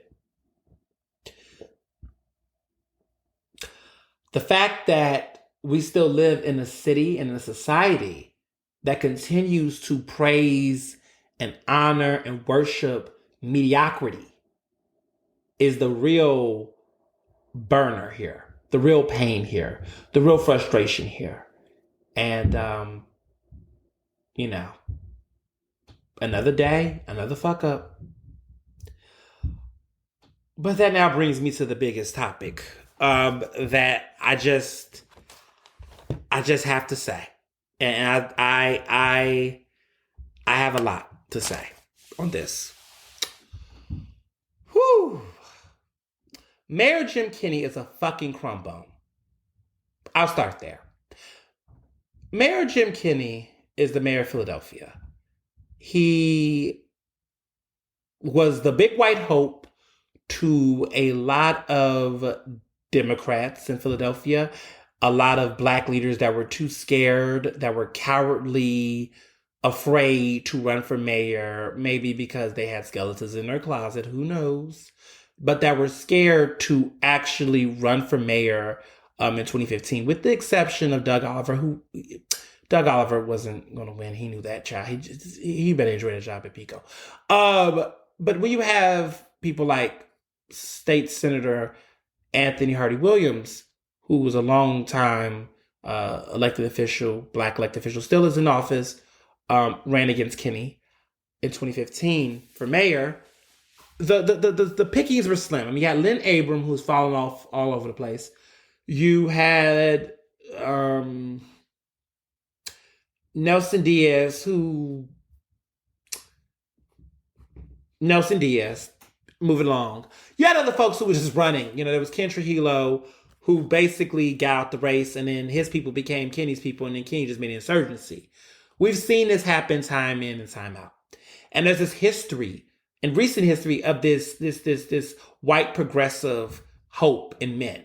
You got, Larry Krasner, who's running for re-election, which, by the way, is having motherfucking Sean King, aka Talcum X, fundraising for him on Instagram. All I gotta say is it's a bad look. Google Sean King. The streets call him a grifter. The streets call him a problem. I don't fuck with this man. As many of you all know, 2 years ago, he doxed me on social media. I don't even think it was 2 years. I think it was last year. Shit, it was probably last year. It was a minute. Yeah, it must have been. Was it like? No, it was a year before. It was like 2 years ago. It was a minute, but he doxed me. Sean King doxed me. Put me all on social media. A bunch of trolls came harassing me. It was terrible. He's had questionable activism practices. He has started black organizations, activism groups. Black women have accused him of stealing their ideas. He's been accused of several things. He's done horrible things. I've been threatened by him with legal action before, intimidated. He's tried to get people like Ben Crump and Ernestly Merritt and other attorneys that you all hold in high regard against me for speaking out about some of the things that he's done. He's petty. He's a loser. He targets black journalists, black queer journalists specifically. Look up I Stand with Clarissa, hashtag I Stand with Clarissa, and you will see the countless stories and things he's done to people in the black activism community. People don't even think he's black. That is of speculation, his actual racial identity. He says he's black. I mean, he went to Morehouse, but that birth certificate has a white father and his mother is white. The father, the white man who's in the birth certificate is dead, so there's no confirmation.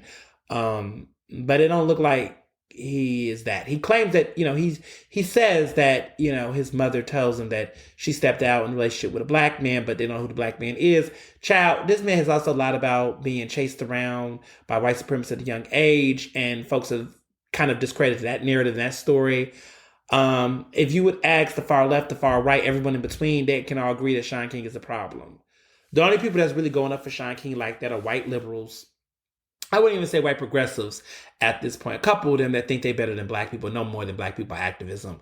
But the Bernie bros go up for him. Black celebrities who just want to be in proximity to people with followers, fake wokeism folks, right? Follow him. And then a couple of no shit politicians who are clout chasing follow him. Now Larry Krasner is. So, what do I know? But anywho, these big white hopes or whatever, people like him, Bill de Blasio in New York, these white men that come into politics or try to reinvent themselves, right? As these criminal justice crusaders, these social justice warriors, these leaders, these influencers, these community focused people, these white allies, right? Kenny was one of those people. Like, this man spent years in City Hall being the whitest of whitest, all right? Being Irish as hell and very much so not the diverse person that he purported himself to be when he ran for mayor. I mean, there's stories. I mean, this man was a mummer before, okay? Like, this guy, yeah, South Philly, okay? Not South Philly Italian, South Philly Irish Catholic. Like, that's the background of Kenny. And he has had racists in his life. He has had racists. He's been affiliated with racists and folks that are problematic. And, like, let's talk about Senator Vince Fumo, who does not approve of him now because he's saying Kenny is basically a traitor because when Kenny ever tries to do anything of racial equality or, take down a Rizzo statue or do things of that nature, then his white followers, right, in South Philly get mad. So, in other words, the racism, of his past comes back to bite him in the ass. So this mayor, okay, who gives in one hand, takes from another consistently, who dragged his feet on taking the Rizzo statue down, who will not apologize on behalf of the city as a mayor to acknowledge the atrocities of the 1985 move bombing, which was when the city of Philadelphia, for those who don't know this history, dropped a bomb on its own city. Okay, Osage Avenue in West Philadelphia, a black neighborhood. Countless homes were burned and ruined. 11 people died. Black people died. 5 children died from then Mayor Wilson Goode, who was the first black mayor of Philadelphia, authorized for that bomb to drop. And this was the Move activist. There is a great documentary that's on HBO Max about this, and 40 Years a Prisoner, I believe it is. That is by Mike Africa, who's a descendant from the Move family, the Move movement,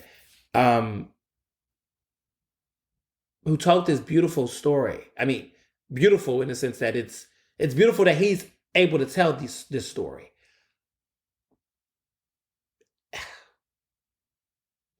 It's hard. 35 years ago. And this mayor will not apologize. City council, elected officials put up a resolution to acknowledge it. Some folks signed it, other people didn't. It was kind of disappointing. But there were many that did to acknowledge that day.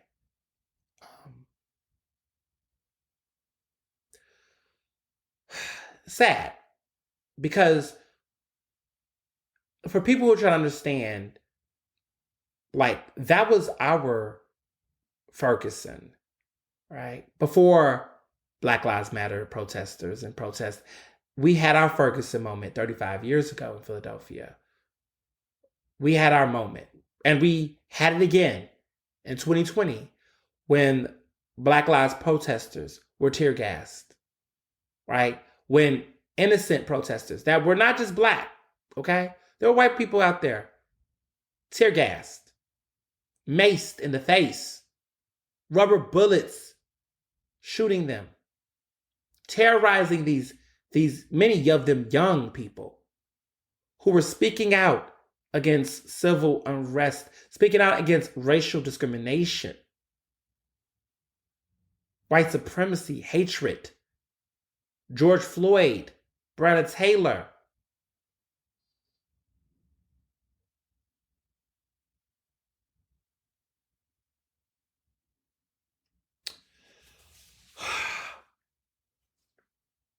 The city authorized that. And there were lies that were told to people about the nature of what happened that in June, right? We saw the protest. We saw it. There were protests. There was riots. There was looting. We saw it. We saw it. We saw it in our neighborhoods. I saw it in my neighborhoods. I saw it on TV. I saw it on Facebook Lives. I saw it. And what the city did was nothing short than an act of state-sanctioned violence. It is clearly we were. It was almost like it was martial law. Like you saw the police take over the city in a way where it was just like we were in some third world country that was under authoritativeship, where you saw masses of officers bombarding people in their own community. I live in West Philadelphia, and not too far from me on 52nd Street, I am seeing community people in the midst, folks that were even protesting were being impacted by the tear gas, the rubber bullets, the smoke. It was disgusting. And this is all happening. All this energy in a black neighborhood where you see later there are a bunch of white folks in Fishtown and other parts that didn't get that same energy. Okay, they out there with bats cutting up outside of Targets, outside of public places, and they're over there buddying up with the police. And they were not given the same antics. These vigilantes, they were not given the same energy that these protesters was given. Which again shows you the double standards of law enforcement. Blah blah blah. The racism is real. We keep calling it unconscious bias. Fuck that. That shit is clear as day. They know what they're doing. Implicit bias, okay. But the bias is there. Glaring bias is what it should be called. Noticeable bias.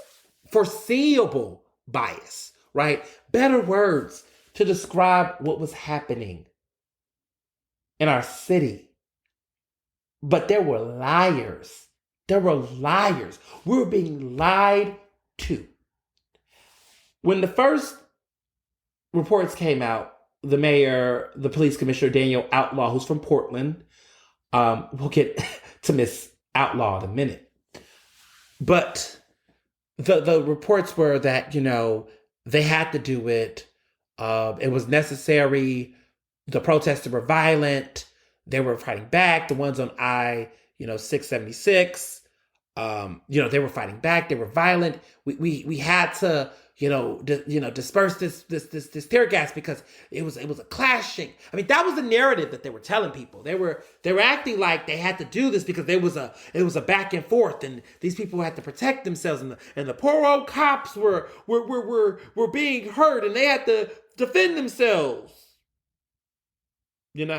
They were pulling the Blue Lives Matter card. The Blue Lives Matter versus Black Lives Matter. That this was there were fine gentlemen on both sides. I mean, that was pretty much the narrative that the city was giving.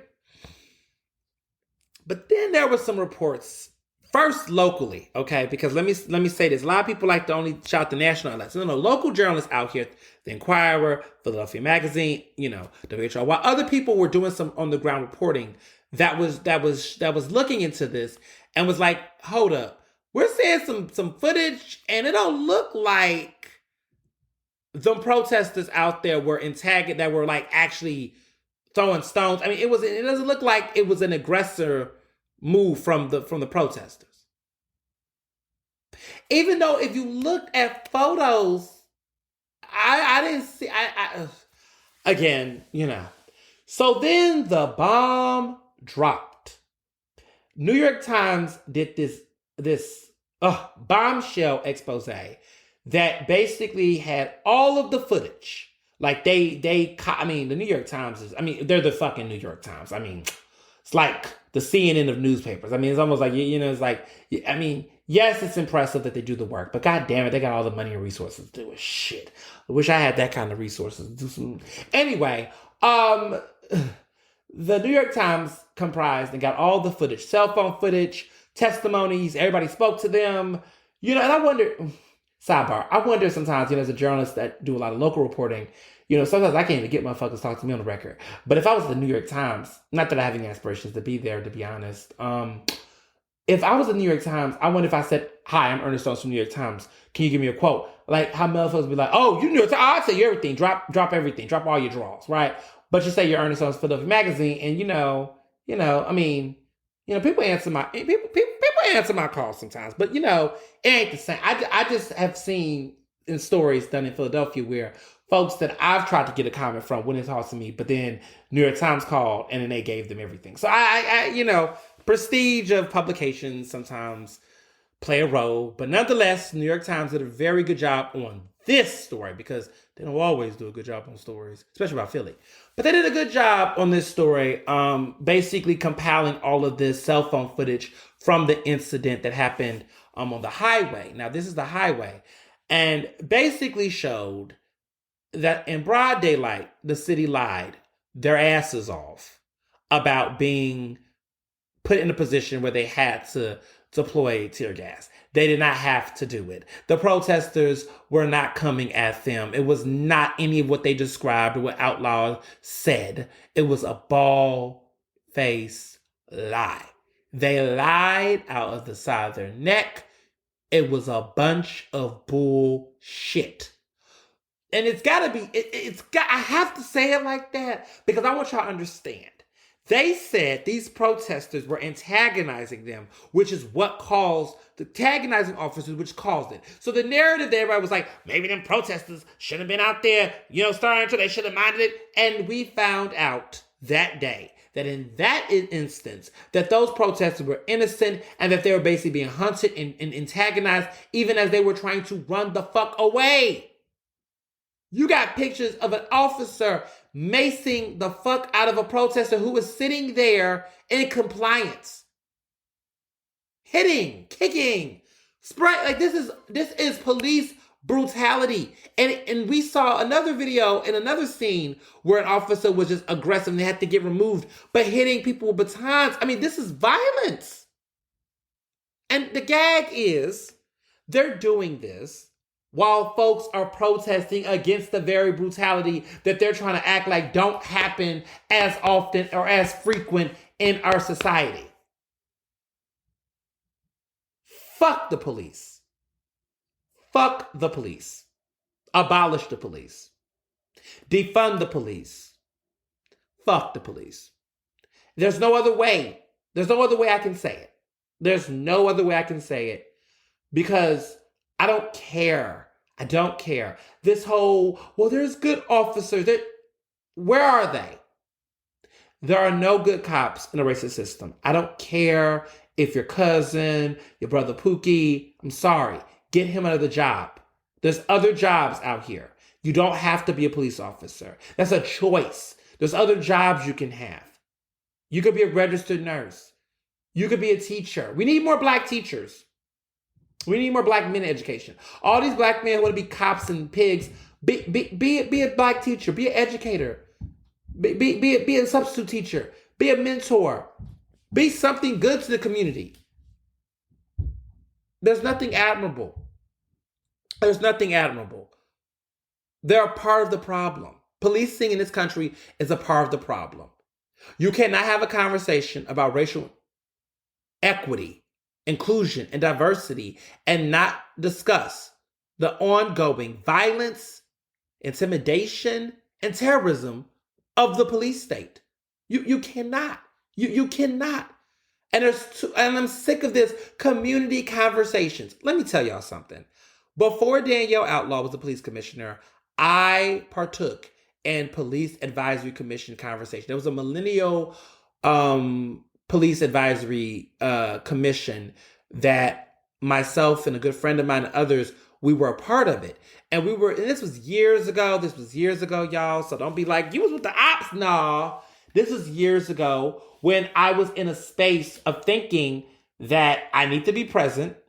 I need to show up and I want to learn. I want to understand how this works. I want to understand if there could be change, right? This was when reform was like the language that people was using. Okay, and now we realize reform is trash. But this was the language people was using the word reform. So I was thinking, okay, let me listen. Let me come in here with a clear head. Let me try to talk to Commissioner Ross, which is now a disgrace. But at the time, I was like, let's see. And I saw very quickly that there wasn't going to be any real progress. And the fact that I was even taken by the counterterrorism unit and interrogated, even as someone who was a part of that commission, who had those conversations, the fact that I was targeted in this way, while even being a part of the advisory commission, showed me that they don't give a fuck about us. Even people in their own commissions, people that volunteer to try to get the resolutions, will still get taunted, harassed, as if it's nothing. And I'm not saying I should have been above the law. I'm not saying that I should have been special. I mean, clearly I was. The stories there, a mummer with a ridiculous complaint about my Facebook post. A Facebook post I wrote about racism in the neighborhood and about mummers being racist, basically pulled the Karen, which is not even Karen, pulled the white boy move, pulled the, Facebooking while black pretty much. And I was at the time still on a millennial advisory commission, or even in talk, still having these conversations with Commissioner Richard Ross, former commissioner, police commissioner Richard Ross. And I was in those rooms. I was in those conversations. I was there with other black and brown millennials that were sharing experiences and trying to figure out ways to make things better. They don't want to make things better. I'm telling you this. I've been the inside from the out. I have sat in those rooms. I have seen people. I know people that work there. They don't want to change anything. They are fat off of their complicity. The city rewards bad behavior because they never get a decrease. They either get flat budgeting or they get raises. There's no incentive for them to be better at what they do. And actually, the city, the way that they're being treated, it looks as if they're still doing a good job. The city pumps either more attention, more money, more excuses. They don't get actually any cuts or reductions. That's the one department no one wants to cut reductions for. They're not solving the gun violence issue. They've consistently been worse at it. The numbers continue to go high, even though they continue to want more money. And it's like we're throwing money in the shit shoot, crap shoot. It's trash. They're disgusting. They're despicable. They're horrible people. And the things that they've done to countless Philadelphians over the years, and the fact that they don't want to hold themselves accountable for it, just makes them some of the worst types of practitioners in our country. Because any institution that cannot hold itself accountable for what it do is an institution that is not trying to be a part of the solution, but a part of the problem. I can't express anymore, but I don't have any respect for the police. I don't support the police.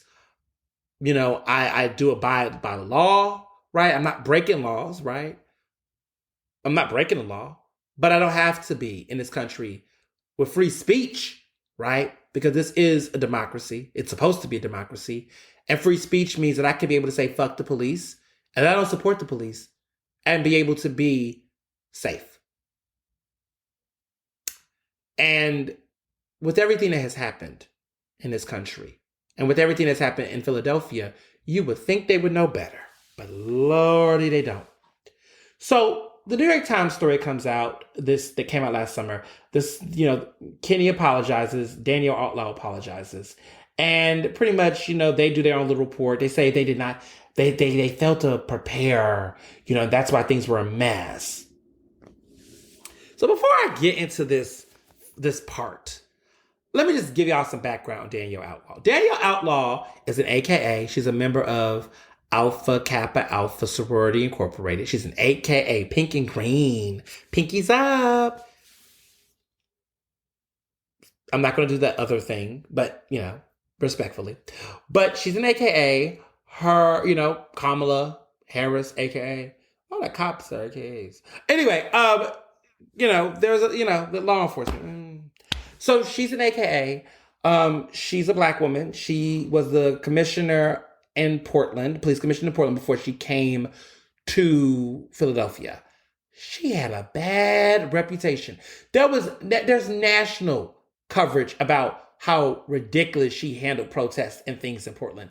I mean, she loves her some tear gas. She loves some tear gas, okay? And reckless talking. I mean, the way that she talks about the way she talks about enforcing the law, and how she, oh my goodness, she's something else. And Kenny knew it. When they vetted her, they knew what type of person she was. But Kenny played into optics. Because, there was this conversation around, black women, right? We want a black woman as mayor. We want a woman as mayor. Hell, we want a woman. The next mayor needs to be a woman, and preferably a black woman if there are black women who are not trying to be compromised and bought and bothered. We want Shirley Chisholm type black women as mayor. We want unbought and unbothered black women as mayor. Because if you're a bought and bothered black woman, don't run for mayor, because you're just going to be a part of the problem. Like, we want fearless, strong women. I won't. I'll save my thoughts. We'll get close to the mayor. We'll talk about that when that gets there. It's too early. Not even going to go there yet. But I would just say, whatever the case is, I'll take a woman before I take anybody else. No more men. I hear there's a guy, the CEO of ShopRite, CEO Jeff Brown, trying to run for mayor. Sir, we need men with political experience. You've done some good community work, okay? You got ex-offenders jobs and reentry, and you do good work on that fence. And your store is good, and you give people good opportunities. Stay in your lane. I don't know about you for mayor, bro. I can't get no more nice white men being mayor of Philadelphia. We done had the nice guy, the big old white hope that's gonna save it. Nah, I know you're not Kenny, but no. Alan Dom, no. Enough. We don't want a real estate developer. We don't want filthy rich men. We don't want that. Be philanthropic. Give money to causes. Do goodwill. Pay reparations. Do that. But no. It needs to be a women's race. I want to see women. Hell, white women, Jewish women, black women, Latinx women, old women, young women, women from the Northwest, women from West Philly, Center City. Women need to be running for mayor in 2023. Period. And that's on Mary Had a Little Lamb. Women. We have not had a woman mayor. We are in the hundreds now. We're getting close to the 100th mayor in Philadelphia history. We need a woman mayor. So, yeah, that's a glass ceiling this city should have. And you're talking to somebody who grew up in cities with that, okay? I lived in Houston, Texas. We had a mayor, a 2-term lesbian woman mayor. She was a white woman, Anise Parker, but baby, she had adopted black kids, and she was a lesbian in a major American city, 4th largest city in the country. Okay, that's Houston, Texas. So for all y'all that be trying to talk about Texas, listen, the way that Houston is and Texas is the way Philadelphia is in Pennsylvania, except we're clearly more progressive at this point, because I don't know what the fuck they're doing. So anyway, Danielle Outlaw got this position. The optics were in her favor. If she was not a black woman with her record, Kenny would have not hired her. I'll say that. I bank on it. I stand by it. Identity politics drove Danielle Outlaw. It was not the merit of her policing, because she was horrible at it. It was optics. She was prominent. I guess they thought Portland was comparable to Philadelphia. I don't see how, but it was optics. It was optics. And so she got the job. Come in, at first talk about nail polish. Her leadership has been all over the place. She's had the job for, a year now, and she's been walking in a pile of shit ever since. She's just not good. She's not good. And everybody wants to blame pandemic. Everyone wants to blame all these things. Y'all, she's just not good. She's not good. She's not good in this job. And she has to go. Homegirl's got to go. You know how Colin will be like, dudes got to go? Yeah.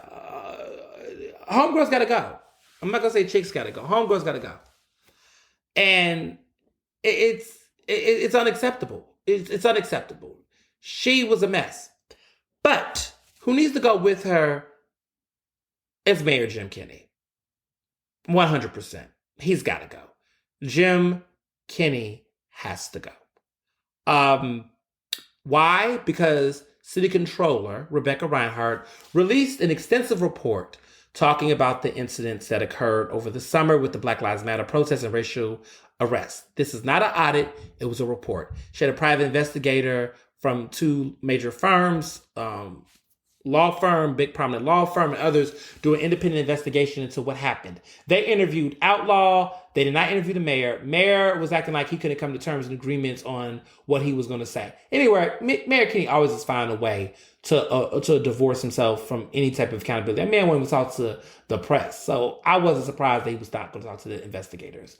But other folks did. And in her report, okay, because the city did their own report, but you knew that shit was going to be sanitized. In the city controller's report, okay, we got all types of what the fuck moments in that damn report. I read it extensively. It is long, but it's good. It's a good read. I mean, she has a lot of highlights and summary. So for those who don't want to read juicy reports, it is juicy, but you can read some of the summaries and highlights.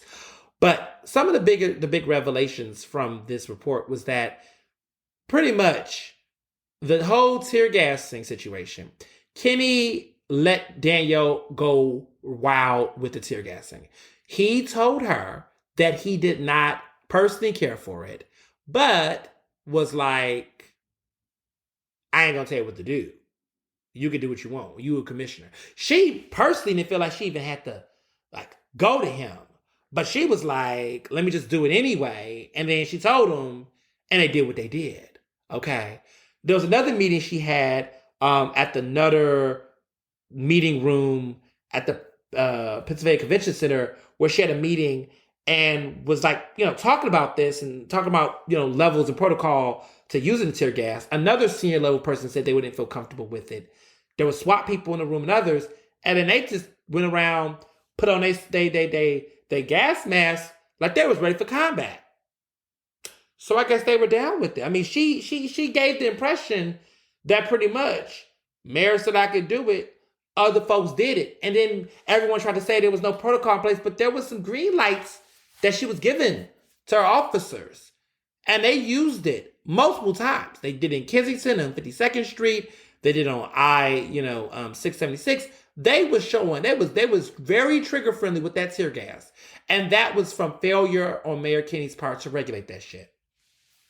How you as mayor, with good conscience, say that you don't support something, but you allow your commissioner, the one that you hired, the one that you can fire, to go ahead and do something that you didn't personally agree with, that you know that was going to damage the livelihood and traumatize your fellow citizens. How do you think that was going to play out? That's what a white coward looks like. That's what cowardice looks like. That's what failure to act looks like. Other things in the report basically showed that the city lied, because they've been lying all day, saying that they didn't have any blueprint to work off of to address these issues. That they couldn't prepare. This was such an unforeseeable thing that they didn't know what to do. Lies! The city actually had several preparations for large-scale disruptions. They had protocol in place. They had things in place that could do this. And it was just actually that they did not make sure they prepared themselves. They did not fill in roles like Homeland Security positions and things of that nature that could have de-escalated tension. I mean, they got a heads up. I mean, when you saw the rest of the country, like, Minneapolis and Minnesota and all these places going ape shit, LA, New York, all these places was going ape shit. And Philly was just sitting there dabbing on their thumbs. Motherfuckers are out on vacation in the midst of all of this. Like the city chose not to be prepared. And so because the city failed to not be prepared, right? Failed to be prepared. I mean, they did not get their shit together. Then that opened the door for the police to then be extra emboldened, to be extra excessive in their force. But then the report reveals that actually they were cherry picking what they gave a fuck about and what they didn't. So when there were vigilantes outside, okay, though in Fishtown with their bats being aggressive to Black and brown people in those neighborhoods, trying to act like they were trying to protect their neighborhoods and was being threatening. Oh, police wasn't out there handling like that, though. They was out there chilling with them and, kind of letting it happen. Okay, there was no tear gas dispersed then. So there was double standards in the process, and we saw all of that play out. And then we found out that excessive lethal force and issues happened and continued to happen even long after the protests in the summer. That they was doing this even in the fall, that there was excessive force being used even then. And there was just no regulations. There was no conditions. There was no, hold the fuck up, stop, you're going too far moments. There was none of that. So, in other words, Rebecca Reinhardt said everything short than the fact that this was a catastrophe. Rebecca Reinhardt, the city controller, basically said the city fucked up, that basically it was a bad taste of judgment. She wouldn't do it, what I'm about to do. But it's clear. The mayor needs to resign. The mayor is a crumb bum. The mayor needs to resign. Kenny needs to go. He needs to step down. There's no way this city can continue to act like they're a safe haven for democracy, free speech, the birthplace of democracy we call ourselves. The fucking Liberty Bell is here. We cannot flex that. Okay, we cannot flex that while keeping a mayor like this who lied, okay, who does not have control over clearly his health department and the police department, right? The two major departments that really regulate the city. I mean, the pandemic and social unrest are the two biggest things that is impacting Philadelphia and our livelihoods. And he is failing on both fronts. You let a 22-year-old run a fucking mass vaccination clinic and he's not even a doctor. Fuck you. And then you let a crazy batshit police commissioner who loves tear gas come to our city and tear gas our fucking civilians. Fuck you twice. There is no way that you can justify that. Why do mediocre white men get second chances? Why are we giving, why? If he was Nutter, he would be out of the door already. This fucking city is racist. Philadelphia is racist. It's a racist city. Black people cannot fuck up like that. We cannot. Like, I cannot fuck up like that and think that I can bounce back like that. Only a mediocre old white man can fuck up this fucking hard and be able to walk around and call himself a progressive. Donald Trump fucked this country over, and he is pretty much not going to get convicted. White privilege across blue and red lines for me. There's assholes on both sides. We're literally letting this fucking idiot get away with this. There's nothing to say.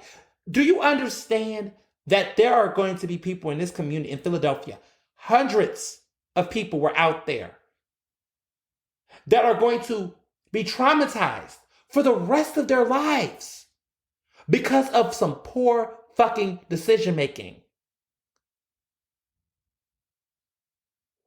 I know people personally who were tear gassed out there in 52nd Street and in I-676 and even Kensington that said to me, they can't even, they're scared to do a protest. They're triggered. They're having PTSD from the protest. That anytime they see large crowds or they hear police sirens, they're still triggered by it. I mean, if you look at that video, those people were running for their lives. And they were out there fighting so that people like myself can live.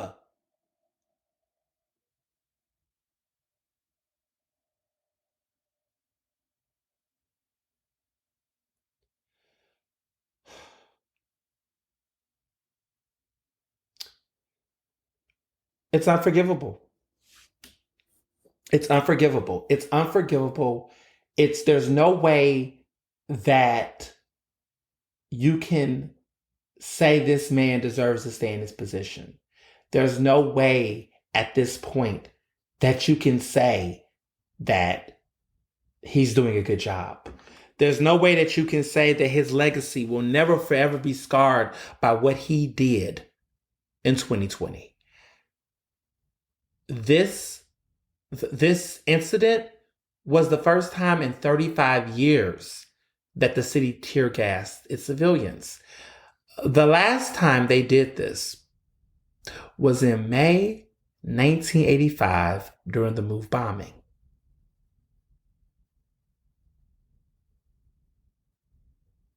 We've allowed history to repeat itself. When the Move bombing happened, right, the bomb dropped, right, intended to hit the compound where the Move protesters and the family were there. 11 people died. No one got arrested. No one resigned. No one stepped down. Wilson Goode Sr. is still alive. Those 5 Black children that died that day in those flames are still dead. And those 6 other fighters, protesters, fathers, parents, mothers, they're dead with them. 11 people died. Several houses were burned. Legacies, traditions, pictures, photos ravished in the fire, demolished, gone without a trace, never to be resurrected again. In Philadelphia last year, some of those same people who was impacted by Move in West Philadelphia saw the terror happen again 35 years later. I spoke to a woman who lived through Move and said she was re-traumatized when she saw the smoke and she saw the police and she saw the chaos. She said she'd never seen anything like that in Philly since Move. And this time it was happening with, yet again, a Democratic mayor who made promises of progress and change, just like Wilson Goode did. And that's what we got. And if we let the commissioners stay in power, if we let Mayor Kenney stay in power, then we're repeating history. No accountability. Like the managing director, Brian Abernathy, okay, he fucked up and he left. But he's the low-hanging fruit. Because again, leadership starts from the top. Those officers were led by Danielle Outlaw. She needs to go. And she was led by Mayor Kenney. He definitely has to go.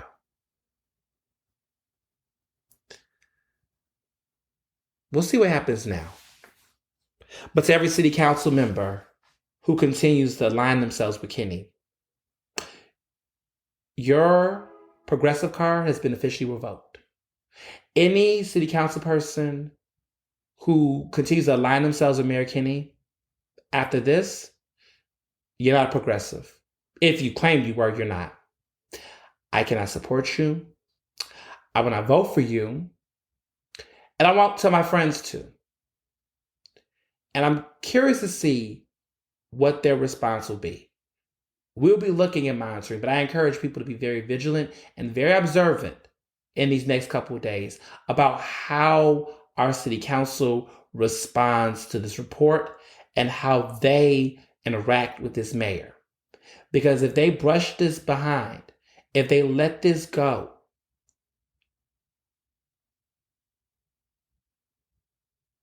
the soul of this city is gone. The soul of the city, the integrity of the city is gone.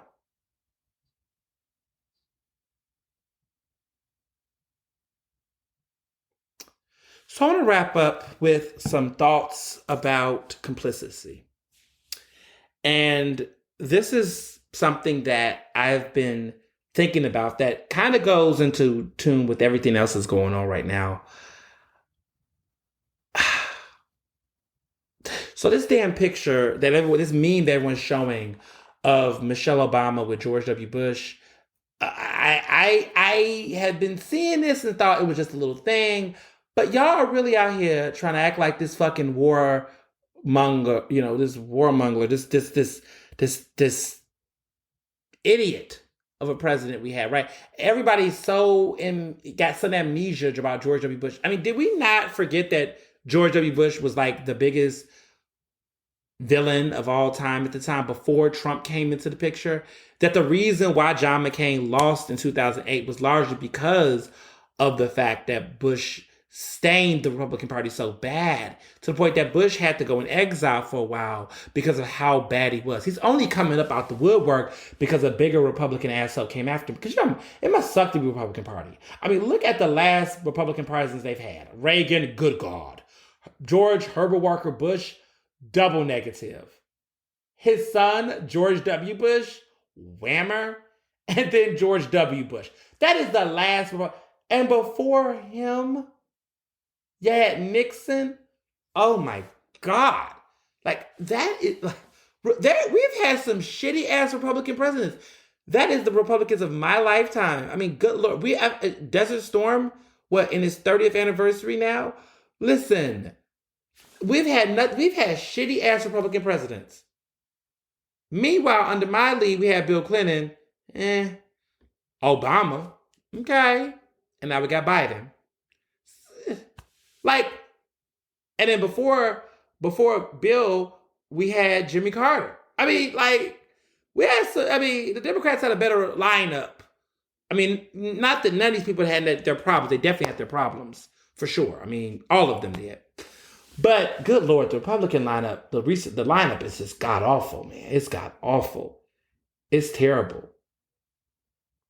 Fun fact, there's more living Democratic presidents than Republican presidents. Just a fact. So that being said, I mean, Jimmy Carter is holding on, baby. He is holding on.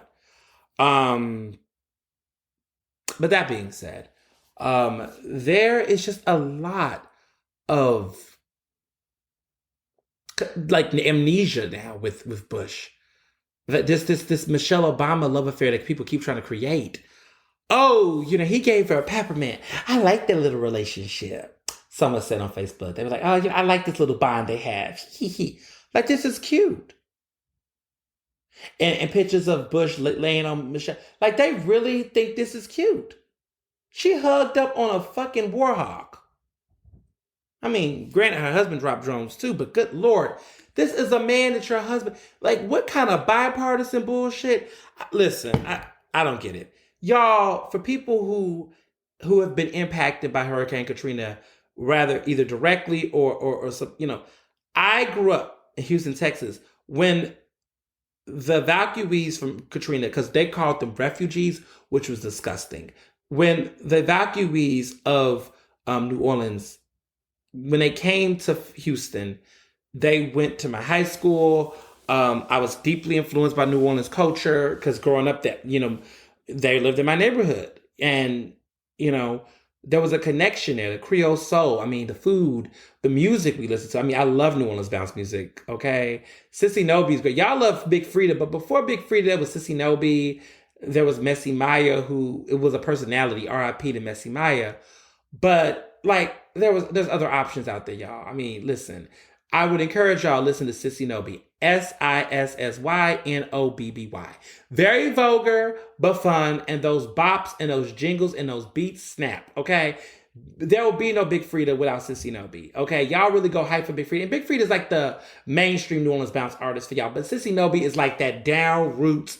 You deep in the South, this beat. Oh my goodness. Classic beats. Classic. I mean, he got songs like... I can't even repeat it. Listen, just listen to his music. I think he's on like all the like major streaming places, like greatest hits and stuff on there. But he got some. It's loud. It's fun. It's ratchet. It's banjy. It's just good. It's some good music. It's some good party music. I might listen to some after this podcast because I need to unleash myself. One One of the things I've been doing, see, I'm over here deflecting. One of the things I've been using is Ancient Minerals magnesium oil. There was a story that Philly Mag did like 5 years ago that was in Be Well Philly about this woman who said that she was spraying Ancient Minerals magnesium oil. She was spraying it on her feet, and it was rejuvenating her and giving her energy and things like that. And I've been trying to make it a point to spray it on my feet every night before I go to bed. But sometimes I forget because it makes my feet a little chalky. But I kind of want to get into it and de-stress myself. And then get into a facial mask or something. And maybe drink some chamomile tea too. Because like this stuff I was talking about is heavy. But that being said, the complicity to forget. Stop it. Stop sharing that meme. Stop hyping it up. Enough. And the last thing I want to say, literally, is that I don't give a fuck about the Super Bowl, y'all. Like, I don't give a fuck about the NFL. It's been fucked the NFL since Cap. It's been fucked the NFL before Cap because of all domestic violence and the continuing domestic violence. Now, I heard that the Seattle Seahawks eliminated a player who was married to a black woman, it looked like, white man, who got a domestic violence charge. There's still domestic violence happening. And often the NFL hide it or keep it under the rug because of the reputation. They want to protect their players. It's very problematic. The other thing that's also interesting is that, like, you know, people want to fight about these coaches and getting them more diverse or celebrating that there's finally a black coach now or some coach now for a league. Listen, the NFL has shown who it is, who it's are for many years and to come. Jay-Z ain't shit. What Jay-Z end up doing? All that creating change, making change, all that shit he was supposed to be doing, he ain't do shit. Got money off of it though. All of this was pageantry. All of this was for show. And a lot of people really bit the apple and then wait till what happened a year later and we see that the same issues persist. I mean, Tom Brady is still a Trump-loving son of a bitch who is still going to go to the Super Bowl, this time for the Buccaneers, which I didn't even know he was on the Buccaneers. I thought he was still with the Patriots. That's how you know I don't follow Super Bowl that much. I literally Googled it and saw it. But like the Chiefs and the Buccaneers going against each other, social distance Super Bowl, what the fuck is that? Like, the athletes are getting head concussions. That is still real. Concussion, that was a good movie. Will Smith had a bad accent, but it was still a real movie. Like, these are still issues with the NFL. So I can't support it. And everybody making fake analogies, stop it. Just admit that you did not support the one black athlete in that league that really used his voice. Fuck Malcolm Jenkins. I don't care about what Malcolm Jenkins has to say. Sellout, traitor. I can't say the other words, but traitor, sellout, trash. Not my type of guy. And yeah, I know Philly Eagles. He played for the Philadelphia Eagles. Well, great. Get the hell out of Philly. He's out of Philly now. Here, who cares? Now he's a correspondent for CNN. Who cares? Trying to act like he's about social justice, dude. You pimped it for your own use. Get out of here with all that. So, as you can see, it has been one hell of a week. I encourage all of you all to take some moments to breathe. Enjoy yourself this weekend. I'm getting a massage. It's my monthly time to get a massage. I'm getting a hot stone massage with CBD oil for 2 hours. Swedish. I'm going to enjoy that motherfucker to the fullest brink. I'm writing some heavy stuff, y'all. I'm taking some time. I'm breathing. I'm relaxing. I appreciate all of you all for just checking in on me and my journey and the work I'm doing. I appreciate it. But, these are interesting times we're in.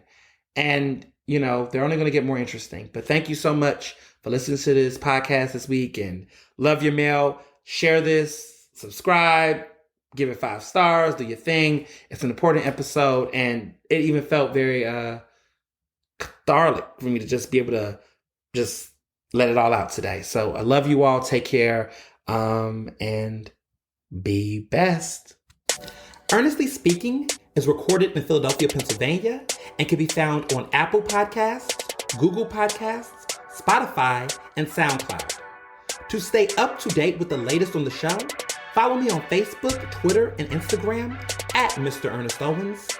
Use the hashtag Ernestly Speaking to tell me what you thought about this episode, and check out my website at ernestowens.com.